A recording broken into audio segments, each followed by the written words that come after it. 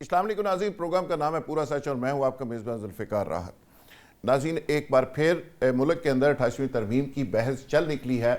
बहुत सारे लोग यकीनी तौर पर यह समझते हैं कि 28वीं तरमीम हर सूरत में आएगी और ज़राए भी इस बात को कन्फर्म कर रहे हैं कि दोनों बड़ी पार्टीज़ और मौजूदा रजीम के स्टेक होल्डर्स को मैसेज दे दिया गया है कि 28वीं तरमीम तो होनी है, हर हाल में होनी है। इस पर कोई हाँ करे या ना करे, कोई कुछ भी करे, ये तो होनी है। होगी कैसे और इसका मुसवदा कहाँ पे है, इस पे भी बात करेंगे। डेमोक्रेसी पाकिस्तान के अंदर मजबूत क्यों नहीं होती, ट्रांसपेरेंसी क्यों नहीं है, इलेक्शन के अंदर रिगिंग का हर दफ़ा इल्ज़ाम क्यों लगता है, इस पे बात करेंगे प्रोग्राम के पहले हिस्से में। और दूसरे हिस्से में बात करेंगे कि डोनाल्ड ट्रंप और नेतन्याहू के दरमियान एक दफ़ा फिर तलक कलामी हुई है, लड़ाई हुई है और ये खबर लीक हुई है। दोनों की गुफ्तगू लीक होने के दावे हो रहे हैं और उसकी वजह यह बताई जा रही है कि नेतन्याहू कहते हैं कि ट्रंप को कि मेरा एजेंडा नामुकम्मल छोड़ के आप ईरान से सुलह करके वापस जाने वाले कौन होते हैं, और ट्रंप साहब कह रहे हैं कि भाईजान मुझे जाने दें। तो यहाँ पे बात रुकी हुई है। लबनान के ऊपर जो हमले इसराइल कर रहा था इसी सीज़ फायर की आड़ में, तो ईरान के शटअप कॉल देने के बाद, मुज़ाकरात को बाइकाट करने के बाद, रोकने के बाद उनकी धमकी काम कर गई और ट्रंप ने नेतन्याहू को कहा है, इसराइल को कहा कि फौरी फ़ौजें वापस बुलाएं, और फ़ौजें वापस बुलवा ली गई हैं। इस पे भी प्रोग्राम के आखिरी हिस्से में बात करेंगे। और मेरे साथ जो आज रिस्पेक्टेड मेहमान मौजूद हैं, कंवर दिलशाद साहब, साबिक़ सेक्रेटरी इलेक्शन कमीशन है, बड़ी दो टोक और बड़ी बेबाक गुफ्तगू करते हैं। फरदोस शमीम नकवी, आपका PTI से ताल्लुक़ है और सीनियर रहनुमा है। आसिफ बाजवा साहब, मुस्लिम लीग नवाज से ताल्लुक़ और सीनियर रहनुमा। ब्रिगेडियर रिटायर्ड फ़ारूक हमीद साहब को भी आप जानते हैं, वो अस्करी मामला से हट के बड़ी विजडम के साथ और सलूशन बेस्ड हमेशा बात करते हैं। मियां सैफुर रहमान साहब स्टूडियो के अंदर मेरे साथ मौजूद हैं।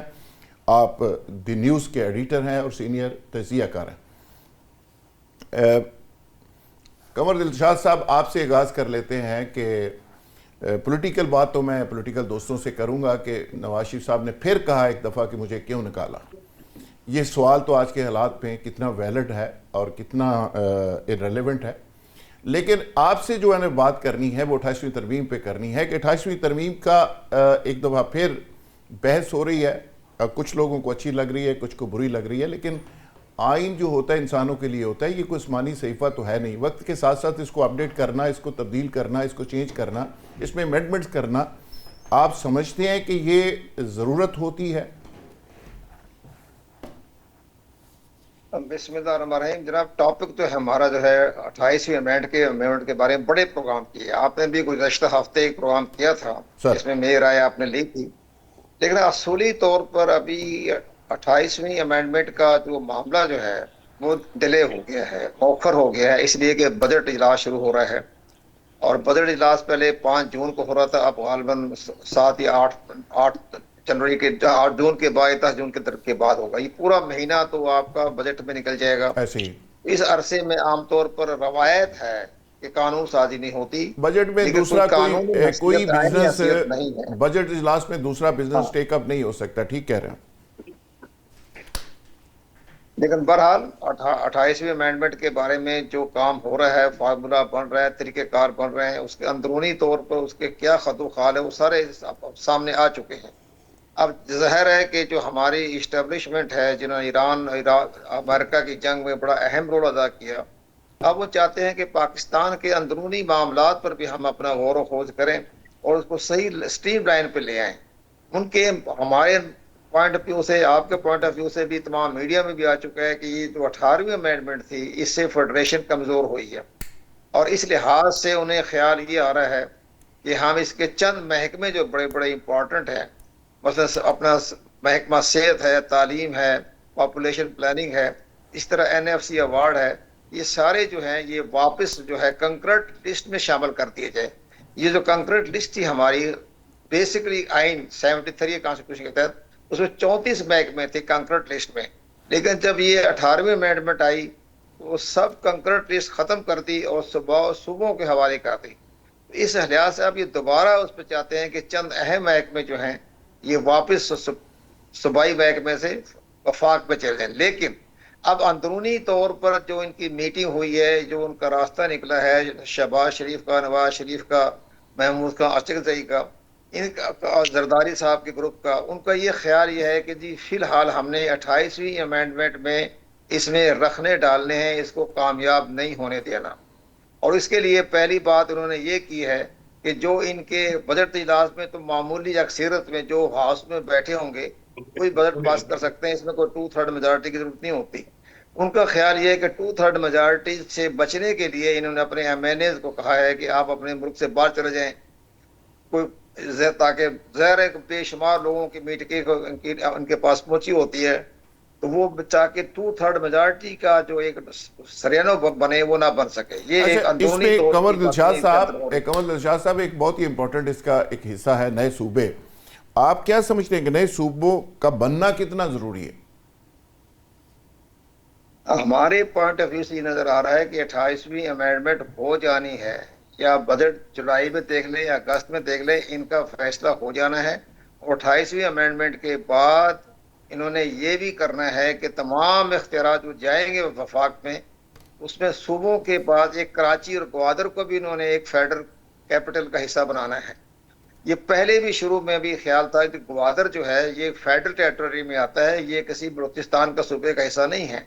ये तो हुकूमत पाकिस्तान ने 7 अक्टूबर को 7 अप्रैल को तो 1958 में जो उस वक्त के वज़ीर आज़म जो थे फिरोज खान नून ने सल्तनत अमान से खरीदा था 5 लाख पाउंड में।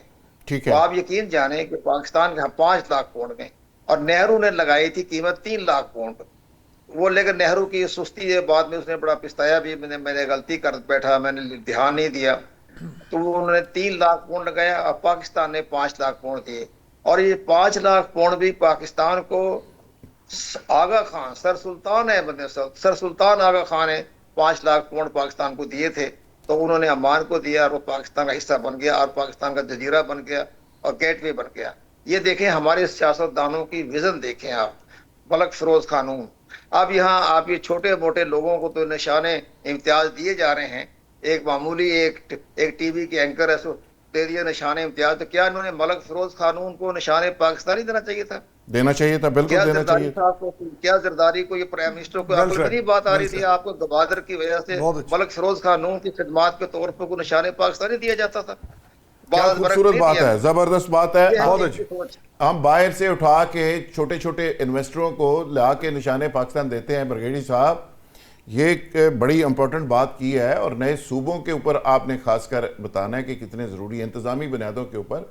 और जो बात कमर दिलशाद साहब कर रहे हैं, ये बड़ी दिल को लगने वाली और बड़ी तकलीफ दह बात है कि जो डिज़र्विंग हैं, आप तो यकीन करें जो डिज़र्व करते हैं वो अवार्ड इतने उसका हाल कर दिया है कि वो लेना नहीं चाहते, और जिनके पास मिले हुए हैं जो डिजर्विंग है वो इसको वापस करना चाहते हैं। ये हालत कर दी है अवार्ड्स की। बिस्मिल्लाह, बहुत शुक्रिया सर। तो आपको सबको सलाम। मुहतरम गेस्ट जो हैं, मैं ये कह दूं वालेकुम सलाम। तरमीम की बात आई है तो मुझे वो भी दिन याद है जबकि उस वक्त के प्रेसिडेंट जरदारी साहब और ज़ाहिर बात पीपल्स पार्टी की गवर्नमेंट थी। मेरा ख्याल है 9 से 10 सेनेटर्स, एमएनए या वो जो पार्लियामेंटेरियन थे जो 18th अमेंडमेंट की कमेटी में थे, जो 8-9 महीने जिन्होंने बड़ा दरवाजे बंद करके काम किया था, उनको निशान इम्तियाज दिया गया था। और मैं आज आपको रिकॉर्ड पे ये बता रहा हूँ कि मुझे वो सेनेटर साहब जो हैं, एकदम मेरे ज़हन से भी उनका नाम निकल गया, जिनके अभी बेटे भी हैं अपना सेनेटर पार्लियामेंट में, वो बड़े सीनियर, उन्होंने मुझे कहा कि मुझे ऑफर किया गया था लेकिन आई डिक्लाइन द निशान इम्तियाज के, मैं समझता हूँ कि मैं फिट नहीं हूँ कि इस 18वीं तरमीम के लिए मुझे आप निशान इम्तियाज दें। सो कहना मैं ये चाह रहा हूँ कि देखें जो गवर्नेंस की मिस गवर्नेंस की सूरत हाल है तमाम सूबों में, from that point of view ये नहीं हम कह सकते हैं कि जी वहाँ गवर्नेंस कम है, सिंध में तो मिस गवर्नेंस कम है तो पंजाब में ज्यादा। नहीं, मैं समझता हूँ ओवरऑल सब में देखे ना, कहाँ केटी का ले तो वहां पे भी 50 अरब का कोहिस्तान वाला जो केस हो गया, नैब का सारे पैसे रिकवर किए जा रहे हैं। और खासकर अपना कराची के हवाले से जो सिंध में मिस गवर्नेंस जो है वो सारी देखी जा रही है। सो ये जरूरी है कि मिस गवर्नेंस को खत्म करने के लिए, इनको ज्यादा गवर्नेबल बनाने के लिए ये सूबे जो है बिल्कुल नए बनने चाहिए। गो के बिल्कुल मैं समझता हूँ पंजाब में भी मुजाहमत होगी, क्योंकि कोई हुक्मरान खानदान नहीं चाहेगा कि जनाब मेरी जो पावर है वो डाइल्यूट हो और ये छोटे छोटे और सूबे बन जाए, चाहे पंजाब में हो चाहे सिंध में हो। और कराची तो जारी बात है, मैं जो अभी तो ऑलरेडी आप देख रहे हैं कि सिंध कार्ड हमें खेलना जो है वो नजर आना शुरू हो गया। तो देखिए बात ये है कि बिल्कुल ये 28th अमेंडमेंट में ये होना चाहिए नए सूबे। लेकिन दो इंपॉर्टेंट चीजें, एक तो अभी ये अच्छी बात फ्लोट हो रही है, अब कंवर साहब इसको कंफर्म करते हैं ये नहीं कि ये भी उसमें एक एस्पेक्ट है अमंग्स्ट मेनी अदर एस्पेक्ट कि सूबे जो हैं वो भी अपने वो भी कंट्रीब्यूट करें जो डिफेंस बजट के लिए। और दूसरा, बिलावल साहब ने तो खुद कह दिया 3 दिन पहले कि जनाब बड़े लोगों की ये कोशिश है कि Benazir Income Support Programme Pakistan का सबसे करप्ट प्रोग्राम मैं समझता हूँ, जिसमें खरबों रुपए हंड्रेड ऑफ बिलियन रुपीज जो है वो उसमें लगाए गए हैं। कितना लोगों को मिला है, कितना नहीं मिला, कितने बीच वाले लोग खा गए। और बिल्कुल BISP जो है सुबह को देना चाहिए कि अगर आप समझते हैं कि ये लोग डिजर्विंग है तो दे फिर उनको BISP, आप अपने फंड से ब्रिगेडियर साहब 600 अरब रुपए और अब पता नहीं 900 अरब रुपए, ये 600 अरब रुपए का मतलब है 600 फैक्ट्री लगती है, 1 अरब रुपए की एक फैक्ट्री लगाएं तो आप सोचें सर एक साल में 600 फैक्ट्री लगती है और 5 साल में 30,000 फैक्ट्री लगती है सर, 3,000। अब उस पे कितने लोगों की एम्प्लॉयमेंट होगी, कितना वहां पे बिजनेस जनरेट होगा, हम किस मॉडल पे जा रहे हैं? नकवी साहब आप क्या समझते हैं कि बजट भी सर के ऊपर है, 28वीं तरमीम की भी बात हो रही है, नए सूबों की बात हो रही है, लॉ एंड ऑर्डर की सूरत हाल आपके सामने है, आपको क्या लगता है कि ये गवर्नमेंट मौजूदा बजट में कोई रिलीफ दे सकेगी? और नए सूबों के बारे में भी जरूर बताइएगा। देखिए पहली चीज तो ये है कि 5 साल में कोई रिलीफ ना दे सके, वो अब इस साल क्या देंगे? जैसे 5 साल हो गए शहबाज शरीफ साहब को, सारों ने बिजली कम की है, आप रिलीफ क्या, उन्होंने बिजली तेल 200 रुपए महंगा करके 50 रुपए सस्ता नहीं किया जी। वो ये तो बड़ी अच्छी बात है कि मैं पहले 10 घूंसे लगाऊं और उसके बाद मांग के सॉरी कह दूं चोट तो लगी होगी, ठीक है ना, ये ऐसी मिसाल है। एनीवे मैं जो बात कह रहा हूं कि जो बुनियादी चीजें हैं जो आवाम को चाहिए वो क्या चाहिए? बाइंग पावर चाहिए जो कि आधी हो गई 2019 के मुकाबले में। जो आवाम को चाहिए वो नौकरियां चाहिए, नौकरियां जो हैं उसका फुकदान है। और जितना इस दफा की अगर अचीव हो गई वो डेवलपमेंट, तब भी जितने नौजवान नौकरियों के लिए आएंगे इस साल दाखिल होंगे 18 साल से उम्र में दादा वाले, उनको आधों को नौकरी मिलेगी, आधों को नौकरी नहीं मिलेगी। आपके अमीर और गरीब के दरमियान फर्क बढ़ता जा रहा है। आपकी जो लोगों की बिलो पॉवर्टी लाइन जितने लोग आ गए उसकी भी तादाद 43 से बढ़ के इस वक्त फोरकास्ट के 46% पे चली जाएगी। बाकी आपके शहर का इंफ्रास्ट्रक्चर और इसका जो हाल है वो भी सबको पता है। देखिए टैक्सेशन के 3-4 बड़े बुनियादी असूल हैं।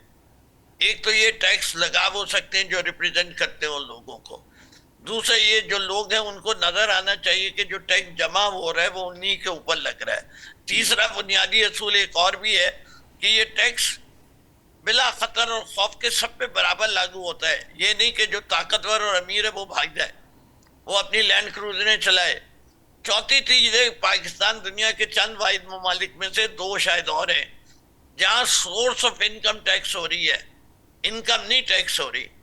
आपने ट्रांसपोर्ट में तो कोई टैक्स ना दे, रिटेल में तो कोई टैक्स ना दे, एग्रीकल्चर में तो कोई टैक्स ना दे या बहुत कम टैक्स दे।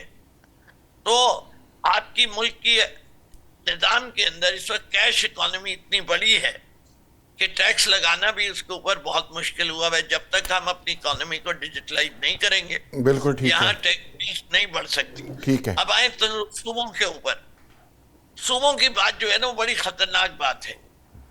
पहली चीज तो ये कितने सूबे और किस बुनियाद पे, लिसानी बुनियाद पे होंगे, एडमिनिस्ट्रेटिवली होंगे। लेट्स से अगर हम एडमिनिस्ट्रेटिवली ले लेते हैं और पंजाब के 4 सूबे हो जाते हैं तो जो इसका आयशा पाकिस्तान का फेडरलिज्म है वो कहाँ जाएगा?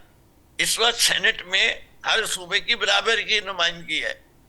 अगर पंजाब के 4 सूबे कर दिए जाएंगे तो पंजाब के अगर उतने ही सेनेटर रखे जाएं तो 20 के बजाय 21 के बजाय 84 सेनेटर हो जाएंगे। छोटे सूबों का क्या हाल होगा? वो 4 सूबे मिल जाएंगे तो बाकी और खुदाफित हो जाएगा। अभी तो नकवी साहब खदशात हैं कि ये हो जाएगा वो हो जाएगा। अभी तो कोई चीज सामने आई नहीं, इसको भी ज़ाहिर बैलेंस किया जाएगा। ऐसे थोड़ा होगा कि किसी के स्कोर पूरा पाकिस्तान कर दिया जाए। ये तो ऑलरेडी देखें, ऑलरेडी जो सुपरमेसी है कुछ सूबा किसी तरह किसी का बजट कुछ है, उसको थोड़ा मुतवाजन करने के लिए तो ये बात हो रही है। तो अगर फिर ऐसे ही होना है कि जी ये हो जाएगा वो हो जाएगा तो फिर इसकी एक्सरसाइज का फ़ायदा क्या है? आसिफ बाजवा साहब, आप क्या फरमाएंगे? बजट जिन हालात में आ रहा है, हुकूमत को रिलीफ देने की पोजीशन में है या आप रिलीफ दे रहे हैं नहीं दे रहे, और नए सूबों पे भी आप बता दें। और कमल दिलशाद साहब ने कहा है कि 28वीं तरमीम तो होनी है, उस पर कुछ ही करे कुछ यूँ करे, ये तो होनी है। देखिए, सबसे पहली बात तो ये है जुल्फकार साहब कि पार्लियामेंट का ये हक है, प्रेरोगेटिव है कि वो कॉन्स्टिट्यूशन में अमेंडमेंट कर सकती है। ठीक है। और कहीं कॉन्स्टिट्यूशन में कोई ऐसा आर्टिकल नहीं है जो प्रोहिबिट करता हो कि आज के बाद आप कॉन्स्टिट्यूशन में कोई अमेंडमेंट नहीं ला सकते। ठीक है। पार्लियामेंट का वजूद ही इसलिए है कि वो कानून साजी करें। ये इनका हक है, ये करना चाहेंगे जब ये जरूरी समझेंगे, मुल्क के लिए, मुल्क के अवाम के लिए, कानून के लिए, ये वो कर गुजरेंगे। और इसमें ये बातें कर देना, देखें हमने बहुत कुछ सीखा कुंवर दिलशाद साहब से, बहुत कुछ। मैं अपनी जात की बात कर रहा हूँ, जाती तौर पे मैंने इनसे बहुत कुछ सीखा है, बड़ी अच्छी बातें करते हैं। अच्छा। लेकिन कभी कभी पता नहीं है, आज खुद अपने ख्यालात को कहीं ऐसे ले जाते हैं, ये जैसे पाकिस्तान के हैं ही नहीं, कहीं बाहर के मुल्क से आ गए हैं। मिसाल के तौर पे इन्होंने कहा जी ये इस तरह सोचा जा रहा है, इस तरह होगा, इस तरह करेंगे। हालांकि पार्लियामान में या इक्तदार के हलकों में कहीं भी ना बैकडोर ना ओपन हाउस में कहीं बाजवा साहब अगर पॉलिटिशियन का ये रिकॉर्ड हो माजी में तो फिर वो ना इस तरह की बात करे, ना मैं करूं ना कोई और करे। हालत तो ये होती है कि वजीर कानून रात को वजीर कानून कहता है कि जी कौन सा मसवदा, कौन सी तरमीम, तो सुबह इजलास में वो मसवदा भी आ जाता है, तरमीम भी आ जाती है। तो इसके पास था ही नहीं। अच्छा, फिर वो कहते हैं जी मेरे पास तो है ही नहीं, तो नहीं था ना, तो वो सैफ साहब कहते हैं उनके पास नहीं था। तो इसलिए माजी में ये होता रहा है, तो इसलिए कमल दिलशाद साहब बात कर रहे हैं। सैफ साहब जी गल कर रहे ना मियां साहब, मैनू पता है जुल्फकार साहब किधर इशारा कर रहे हैं। अच्छा, अब आते हैं सर दूसरी तरफ। ये जो बात आप करते हैं ना कि जी असेंबलियां, ये नए सूबे या ये 4 सूबे या 5 सूबे या जो हाउस ऑफ सेनेट है उसमें अगर ये इतने सूबे बनेंगे, इतनी सीटें होगी, ये सब चीजें मुझसे बेहतर जानते हैं, ये मैनेज होगी और ये सब चीजें मैनेजेबल है। सबसे जो पहली कबाहत है ना जुल्फकार साहब, वो ये है कि अगर आपने किसी भी सूबे में ज्यादा सूबे बनाने हैं तो आपको कॉन्स्टिट्यूशन में अमेंडमेंट करना ही पड़ेगी। और एक बात जो सबसे बड़ी इंपॉर्टेंट बात है, कुंवर दिलशाद साहब को पता होगा कि पंजाब असेंबली का रिकॉर्ड गवाह है कि सबसे पहले पंजाब असेंबली ने मियां शहबाज शरीफ साहब के दौरे हुकूमत में ये करारदाद पास की थी कि हम नए सूबे बनाना चाहते हैं और बिलखसूस जो सूबा जनूबी पंजाब है वो हम बनाना चाहते हैं। पंजाब असेंबली ने बारीक सरीर से ये करारदाद पास की थी। अब कबाहत क्या है? कबाहत सर ये है कि जब आपने किसी एक सूबे को उसके ज्यादा सूबे बनाने हैं तो आपको सबसे पहले उस सूबे की असेंबली को डिसॉल्व करना है अकॉर्डिंग टू कॉन्स्टिट्यूशन। ये सबसे बड़ा मसला है। और मैं किसी के ऊपर, कोई नकवी साहब बैठे हुए हैं, बड़े भाई हैं, मैं कोई क्रिटिसाइज नहीं कर रहा। देखें, जब जनूबी पंजाब के MNA का एक ग्रुप जिनको लीड कर रहे थे रहीम यार खान से MNA और उनके साथी, और उन्होंने कहा था और इस बात का इकरार किया ex prime minister Imran Niazi साहब ने भी और उस ग्रुप ने भी कि सबसे पहले 90 दिनों के अंदर अंदर हम सूबा नया बनाएंगे। इनकी हुकूमत 4 साल तक रही लेकिन कोई मूवमेंट ना कर सके, कोई करारदाद तक ना ला सके। क्योंकि उनको पता था कि हमें डिसॉल्व करना पड़ेगी असेंबली, अच्छा। फिर जा करके ये होगा। चलो, ये तो मैं लीगल पॉइंट समझता हूं- आपने बाजवा साहब बड़ा इंपॉर्टेंट लीगल पॉइंट आपने इसको रेज किया, इस पे भी बात करते हैं। नाज़रीन, यहाँ लेंगे एक ब्रेक और ब्रेक से जब वापस आएंगे तो इशू को कंटिन्यू करेंगे। Stay with us. Welcome back नाज़रीन, वही से सिलसिला जोड़ते हैं जहाँ पे ख़त्म किया था। पी एन सैफुर रहमान साहब जनाब, ये जो मौजूदा सारी कंट्रोवर्सी है और इलेक्शन जीबी के अंदर और कश्मीर के अंदर है, बजट सर के ऊपर है, 28वीं तरमीम की बात हो रही है, लॉ एंड ऑर्डर आपके सामने है, ओवरऑल ज़रा इसको अगर सम अप करें तो ये गवर्नेंस के लिहाज से ये कैसा दौर है? वैसे मेरा ख्याल है कि चूंकि हम सूबों की बात करें, कंवर दिलशाद साहब के सामने कोई तजिया पेश करना सूरज को चिराग दिखाने के मुतरादिफ है। ज़ाहिर is an authority on this subject और बहुत बोले हैं। मैंने थोड़ा सा आज से कुछ दिन पहले टर्की के कौंसल जनरल से मेरी एक इनफॉर्मल मीटिंग थी, तो मैंने उनको पाकिस्तान और उनके जो हमारे गवर्नेंस के मॉडल हैं, ये ख़ास तौर पे इंतज़ामी यूनिट, इस पर कोई उनके साथ हल्की सी एक डिबेट भी हुई, जिसमें मैं कुछ इस चीज़ें जो मेरे इल्म में आई। एक तो तुर्की में 81 प्रोविंसेस हैं, जिसको वैसे वो डिस्ट्रिक्ट्स भी कहते हैं, 81, लेकिन वो सही मानों में फिर मैंने उनसे क्लैरिफिकेशन दी तो वो कहने लगे जैसे आपके सूबे हैं इस तरह सूबे ही हैं, उनके नीचे भी जो डिस्ट्रिक्ट्स हैं मिला के, जिन्हें हम सब डिस्ट्रिक्ट कह लें, वैसे कहलाते वो डिस्ट्रिक्ट हैं, वो 973 हैं। अच्छा। और तुर्की जो है वो पॉपुलेशन में हमसे यानी कम है बहुत, वो 9 करोड़ है, हम 24-25 करोड़ हैं, और हमारा जो स्क्वायर किलोमीटर रकबा है वो भी उन थोड़ा सा ज़्यादा है, थोड़ा सा तकरीबन रकबे में हम बराबर हैं। लेकिन देखा जाए तो पॉपुलेशन को एडमिनिस्ट्रेटिवली आपने मैनेज करना होता है ना जी, ठीक है। तो वहाँ पे ये मॉडल बड़ा कामयाब चल रहा है। और लेकिन आप समझ रहे हैं कि इंतजामी बुनियादों पे छोटे यूनिट्स की जरूरत है। और सेंट्रलाइज्ड है वैसे वो, जहाँ पे इस वक्त जो उन्होंने भी ये कोई तरमीम मेरा ख्याल है कि या कोई इस तरह की इनेक्टमेंट की थी पार्लियामेंट में, कानून साजी, जिसके तहत उनके जो सदर हैं वो बहुत ज़्यादा बाख्तियार हो गए हैं पहले से। यानी कि पॉपुलर अपनी जगह, देखिए पॉपुलैरिटी से भी हम थोड़ा सा ना बीच में मिक्स कर लेते हैं चीज़ों को, कि वो जो पॉपुलर हैं तो बड़े अच्छे मकबूल लीडर हैं, तो वो मकबूल लीडर को हक है जो मर्जी करने का। लेकिन जब भी कोई इख्तियारात ज़्यादा किसी एक फ़र्द या किसी एक ग्रुप के पास आ जाए तो मेरा ख्याल उससे कोई थोड़ा मसाइल पैदा उसको बैलेंस करने की ज़रूरत होती है। हाँ जी, मेरा ख्याल है। लेकिन तुर्की का मॉडल एक बड़ा अच्छा सामने हमारे मॉडल है। पाकिस्तान दरअसल एक एक्सपेरिमेंट, एक तजर्बा गाह बनता जा रहा है। हम भैया को जैसे हमारे कुछ दोस्त पहले भी कहते रहे लीडरान कि जी यहाँ पे चीन का मॉडल आ जाए, यहाँ पे वो मॉडल आ जाए, बरतानिया का मॉडल आ जाए, यहाँ पे फलां मॉडल। बिल्कुल ठीक है। देखिए हमने अपना भी एक मॉडल इवॉल्व करना है ना, अपना को मॉडल इवॉल्व करेंगे। आपका कल्चर क्या है, आपकी रिक्वायरमेंट्स क्या है, आपकी पॉलिटिकल आपका लैंडस्केप क्या है, उसके मुताबिक ठीक है। कंवर दिलशाद साहब, ये तजर्बे हम करते रहेंगे। मुशर्रफ साहब के दौर में ज़िलाई गवर्नमेंट का सिस्टम आया था और वो इतना अच्छा सिस्टम था, नाज़म का रुखसत कर दिया। 77 साल हो गए हैं। कोई जो चीज़ें पहले दिन 47 में हम आज़ाद हुए, 48 में बन जानी चाहिए थी 50 तक, वो चीज़ें आज तक डिसाइड नहीं हो पा रही कि किसने क्या करना है। यानी आज भी टामक टोइयाँ हम मार रहे हैं और एक दूसरे की सलाह कर रहे हैं, तनकीद कर रहे हैं कि ये फलाना कर सकता है, नहीं कर सकता। क्या अंडरस्टूड नहीं है कि किसने क्या करना है?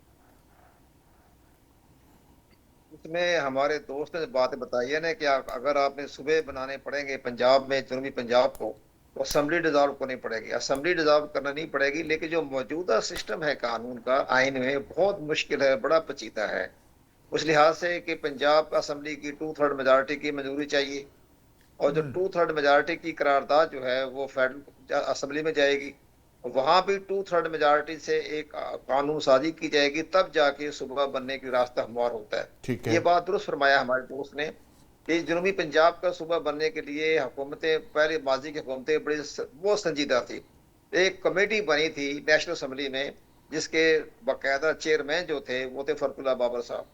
तो मुझे भी इनवाइट किया था, तो मैंने पूरा एक रोड मैप बना के दिया था कि आपके सूबे बनने से आपका कोई किसी तरह से भी आपके कुछ सूबाई असेंबली में जब करारदाद पास हो जाएगी तो आपको कौमी असेंबली की नशिस्तें जो हैं वो तकसीम करनी पड़ेगी, और सेनेट भी में उसी तरह से भी सेनेट की सीटें जो 24 हमारे, ठीक है कि हर सूबे की 24 सीटें हैं, लेकिन जो सूबा बनेगा तो उसके हिसाब से वो सीटें कम हो जाएगी और नए सूबे को दी जाएगी, और रहेगी 24 ही रहेगा दायरा, लेकिन तकसीम हो जाएगी और नए सूबे में।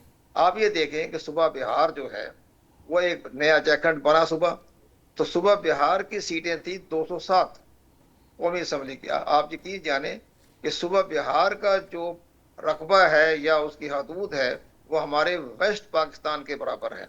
इतना बड़ा सूबा है। उसकी 207 सीटें थी, लेकिन जब नया सूबा बना तो उसको 47 सीटें वहां चली गई और 207 में से 47 कम हो गई। इसी तरह जो भी हमारे सूबे बनेंगे तो सीटें कम होती चली जाएंगी, लेकिन बहरहाल ये पेचीदा मसला है। इसलिए हाल से आसान तरीका ये बनेगा कि ये वफाक के पास अगर आइन के आर्टिकल 239 में तरमीम करके वफाक को ये इख्तियार दे दी जाए, जैसे इंडिया में है। इंडिया में जो सूबे बनते हैं तो सेंट्रल गवर्नमेंट बनाती है, वहाँ वफाक का तस्वर नहीं है, वह सेंट्रल गवर्नमेंट कहते हैं। तो इस लिहाज से यहाँ भी वफाक की जो इख्तियार दिए मैं माफ़ी चाहता हूँ ये यूनियन गवर्नमेंट तो नहीं कहते जनाब, थोड़ा सा हमें ज़रा गाइड कर दें। नहीं, वो कहते हैं अमेंड करके सेंट्रल गवर्नमेंट कहते हैं या यूनियन गवर्नमेंट? जो सूबों में करारदाद का मामला वो कहते हैं उसको बाईपास ही कर दें, बाईपास कर दें। जी जी कमर दिलशाद साहब। जनाब मैंने बताया ना, ये बड़ा मुश्किल है।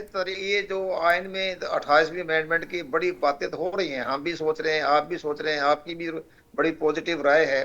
तो अब लेकिन हुकूमतें तो मेरा ख्याल ये है कि शायद वो सूबों के बारे में इतना ज़्यादा ना सीरियस हो, क्योंकि जरदारी साहब जो हैं वो सूबे बनाने के हक में नहीं है।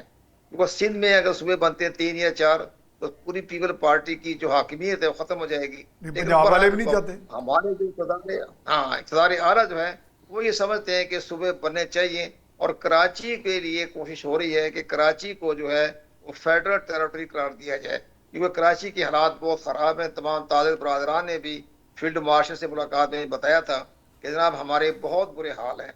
इन हालात को देखते हुए मुमकिन है अगर कराची को फेडरल गवर्नमेंट की तहवील में दिया जाए, गवादर को दिया जाए, तो इससे बहुत से मसाइल हल हो जाएंगे, कराची के भी और गवादर के भी। तो ये सारी बातें अभी कागजों में चल रही है, बहस चल रही है। अंदरूनी तौर पर पसे पश पर्दा क्या हो रहा है ये हम सबको इल्म जब नहीं है, तक वो मसवदा सामने नहीं आता, बात आपकी सही है। ये है कि कोई ना कोई तरमीम में आ रही है। और जैसे हमारे दोस्त ने फरमाया, आप ये देखें कि बेनजीर इनकम टैक्स का खरबों रुपया जा, अब खरबों रुपया गरीबों अवामों को भी जा तो रहा है, लेकिन जिस रफ्तार से ये दावे कर रहे हैं वो नहीं जा रहा। वो सारा पैसा तकसीम हो रहा है रिश्वत में, करप्शन में, और जो करप्शन कर रहे हैं उनके घर बन रहे हैं दुबई में, पुर्तगाल में, हर जगह पैसा वहाँ तकसीम हो रहा है, वहाँ जा रहा है, गरीबों को बहुत कम दिया जा रहा है। इसके भी एक लाहे अमल बन जाए। जैसे वो कह रहे हैं कि हम सूबों के हवाले कर देंगे, तो सूबों के हवाले कर देंगे तो मुमकिन है कि जो इतनी बड़ी करप्शन है वो खत्म हो जाए। इसी तरह NFC का वार्ड है, उस पर भी फेडरल गवर्नमेंट बड़ी मुतासर हो रही है, उसके बारे में भी हो रहा है। लेकिन ये सारी बातें अंडर कंसिडरेशन हो रही है, और हमारी खबर तो नहीं कह सकते, हमारी इतला के मुताबिक ये बाकायदा इस पर काम हो रहा है, या तो शायद इस बजट इजलास में भी कानून साजी हो सकती है, क्योंकि हमारे आइन में कहीं नहीं लिखा हुआ कि जब बजट इजलास हो रहा हो तो कानून साजी नहीं हो सकती। ये बिल्कुल नहीं है ऐसी बात। अच्छा। उस पर कानून साजी भी हो सकती है, मुमकिन इसी बजट इजलास में हो जाए, और ताकि ये मामला खत्म हो जाए, 28 अमेंडमेंट आ जाए, तो ये तमाम जो मामला जो है ये फेडरल गवर्नमेंट के हवाले कर दी जाए। और ये बात भी अगर किसी ने इस्तीफा दिया, मैंने जब आपके प्रोग्राम में बताया था कि अगर आसिफ अली जरदारी साहब इनकार करते हैं, अब देखिए आसिफ अली जरदारी साहब की सेहत ठीक नहीं है। आप देखिए ट्रम्प जैसा प्रेसिडेंट, आलमी ताकत का प्रेसिडेंट, उसका भी एक मेडिकल फिटनेस हो रहा है, बोर्ड बैठा हुआ है और मेडिकल फिटनेस सर्टिफिकेट दिया कि इनकी सेहत बड़ी अच्छी है, सिर्फ अपना वजन कम कर लें। इसी तरह भी हमारा हामी जो आर्टिकल जो है हमारा 147, उसमें ये नहीं, सॉरी, हमारा आर्टिकल 47 जो है उसमें ये लिखा हुआ है कि अगर प्रेसिडेंट की सेहत के बारे में कोई तशवीश पाई जाए तो एक बाकायदा बोर्ड बैठ सकता है, CMH का और MH का और हमारे सिविल इदारों का। तो बोर्ड अगर फैसला करे तो फिर उसके बारे में आगे बात बढ़ सकती है। अगर किसी ने फैसला खिलाफ दे दिया तो प्रेसिडेंट साहब भी घर जा सकते हैं, लेकिन बाकायदा बोर्ड बैठते हैं। जो प्रेसिडेंट ट्रंप का बोर्ड बैठ सकता है इतना बड़ी आलमी ताकत का, तो हमारे यहाँ भी सदर साहब की तो सेहत हमें नजर आ रही, इतनी साफ सुथरी नहीं है, तो साफ नजर आ रहा है। अच्छा। जब इमरान खान की गवर्नमेंट वो फॉर्म 47 से आर्टिकल 47 पे आ गया। नहीं, वो तो ब्रिगेड साहब, अब मेरा ख्याल है टाइम थोड़ा कम है, तो ट्रंप साहब को सलामी हम नहीं पेश कर सकेंगे। इसी पे बजट पे जो डोमेस्टिक हमारे इश्यूज इसी पे रहते हुए जो बात अभी कमर दिलशाद साहब कर रहे हैं कि इसी इजलास में भी ये हो सकता है, और कुछ लोगों का ख्याल था कि बजट के बाद ये मामला चला गया, डिले हो गया, तो आपको क्या लगता है कि ये जिस तरह एनएफसी का एक इशू है, मसलन मजमूई तौर पे अगर बात करें कि एनएफसी में आपका कोई 17,000 या 18,000 अरब रुपए जो इकट्ठा होता है, उसमें कोई 82 यानी 8,000 को 200 अरब रुपया चला जाता है आपका सीधा सीधा सूबों को, और इसी तरह बाकी आपका दफा के ऊपर चला जाता है कुछ।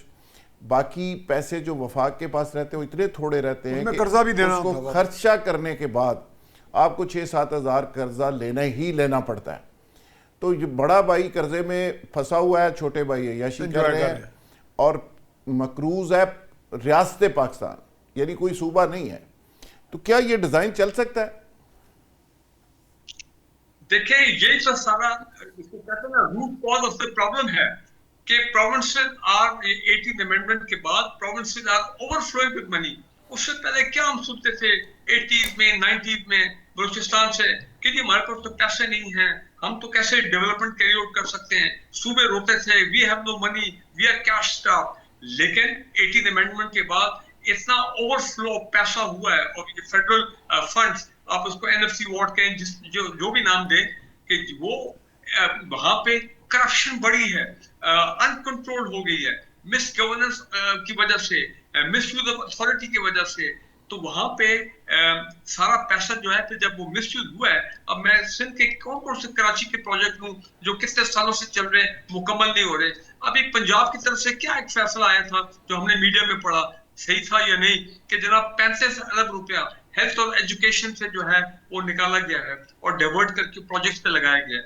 सो द पॉइंट इज कि और प्रोटोकॉल देखें सूबों के अंदर there is so much of money कि वहां पे अब नौबत ही आ गई है पाकिस्तान में, पहले कभी नहीं होता। जुल्फिकार रात भाई सुने मेरी बात कि लोग जो हैं कराची में 3 मरतबा हुआ है, एक मरतबा किसी और क्वेटा में भी हुआ है कि लोग प्रोटोकॉल को तोड़ के उन्होंने कहा जी हम ये नहीं हो सकता कि ये शाहना ठाट और ये चीजें हम आधा घंटा गर्मी में खड़े, हमारा पेट्रोल जाया हो रहा है, पेट्रोल इतना महंगा है। They broke the protocol barrier. Point is this कि देखें आपके छोटे सूबे होंगे, गवर्नेंस आपकी बेहतर होगी और लोकल लीडरशिप जो है वो इमर्ज करेगी।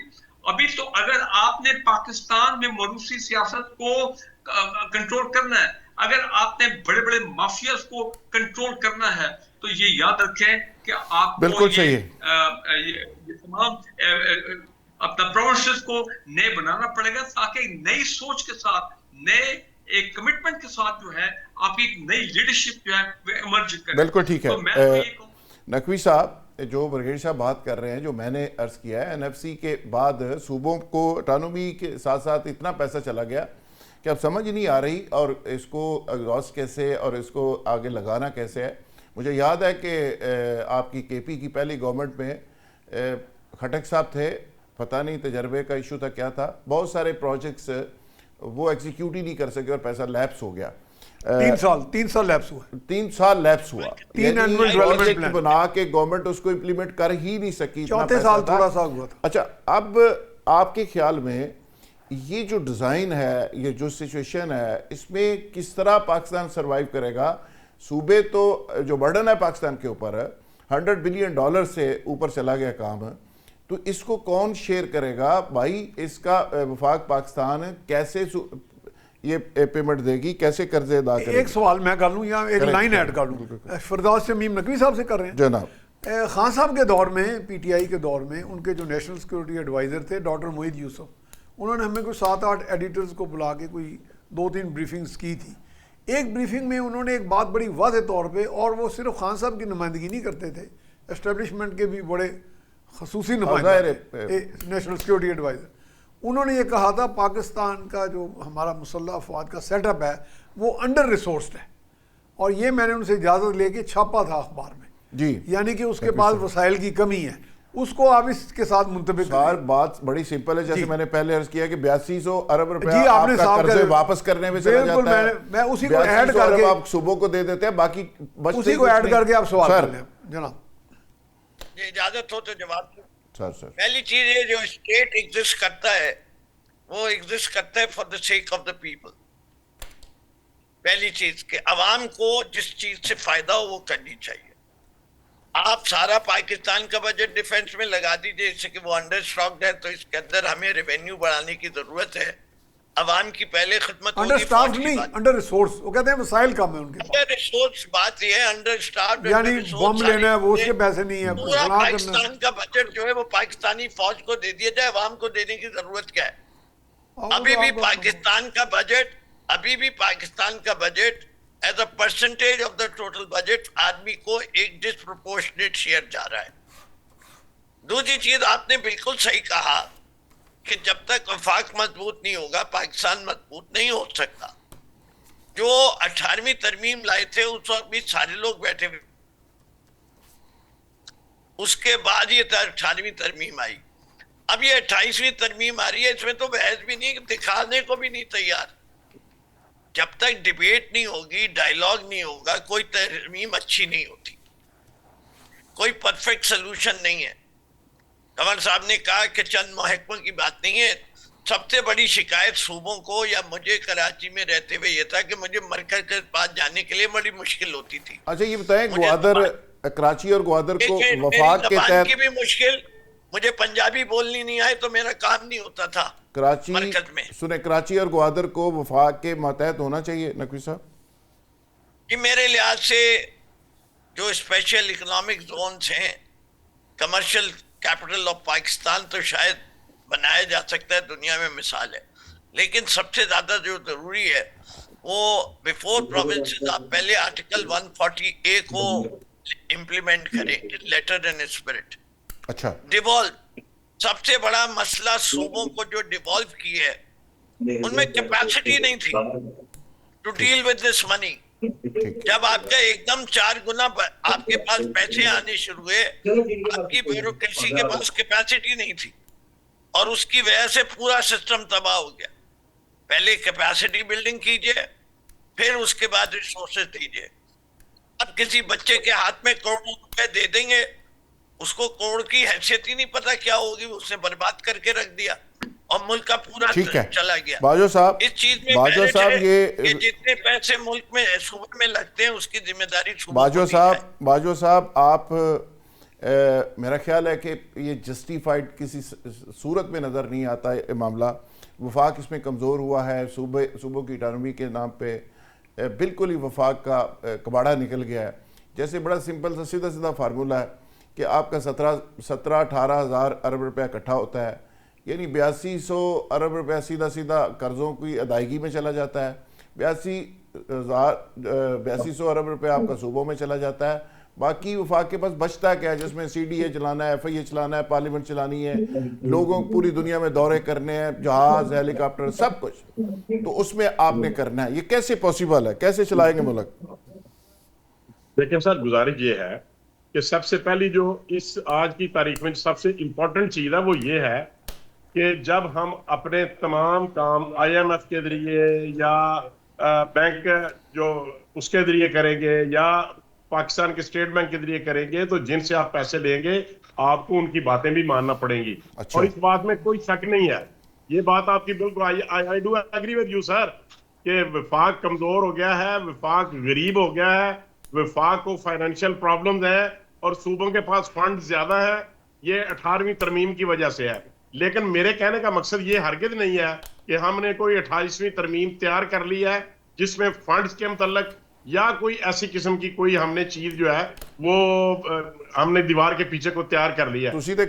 इन मामलों को जब अगर लोन होंगे जो किस्तें देनी होंगी, जो IMF को या एशियन डेवलपमेंट बैंक को या वर्ल्ड बैंक को या पाकिस्तान के स्टेट बैंक को पैसे देने पड़ेंगे, तो इसके लिए भी जिस कदर सूबों के हिस्से में आएंगे पैसे, उसी कदर निरा आप खाली ये ना कहें कि हमें NFC वार्ड के मुतालिक हमारे पैसे रहते हैं।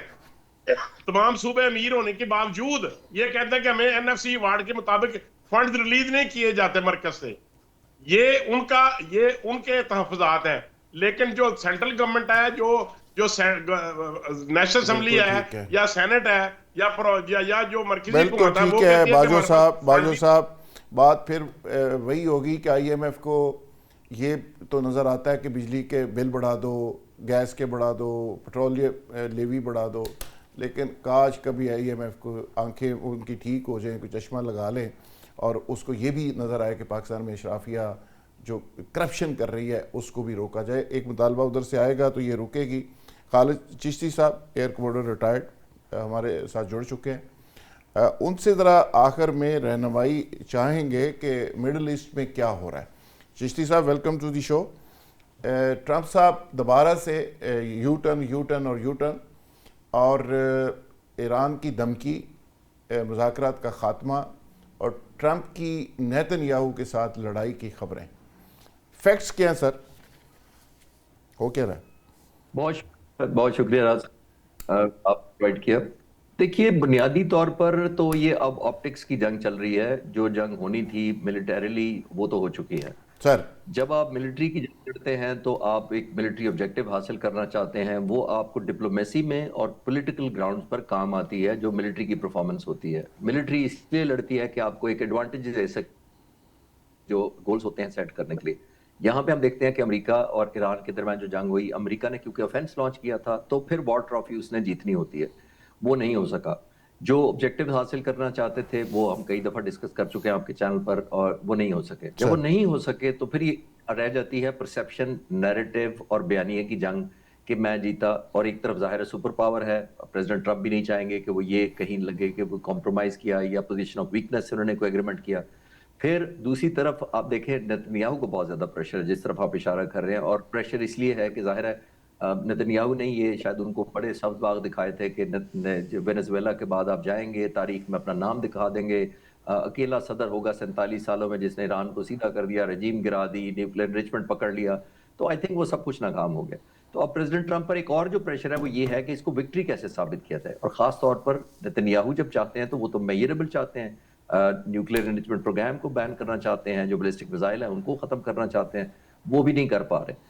तो जैसे मैंने अर्ज किया कि प्रेसिडेंट ट्रंप को तीसरा एक डायमेंशन एक और भी है, जो दुनिया की इकोनॉमिक्स, ऑयल, ट्रेड और एग्रीकल्चर और फूड प्रोडक्ट्स, ये तमाम की तमाम ऑलमोस्ट 8 बिलियन जो आबादी है वो महंगाई डायरेक्टली या इनडायरेक्टली सफर कर रही है सिर्फ प्रेसिडेंट ट्रंप के एक फैसले की वजह से, पहले जंग की वजह से और अब नाम मुआहदा करने की वजह से। तो ये भी एक प्रेशर है।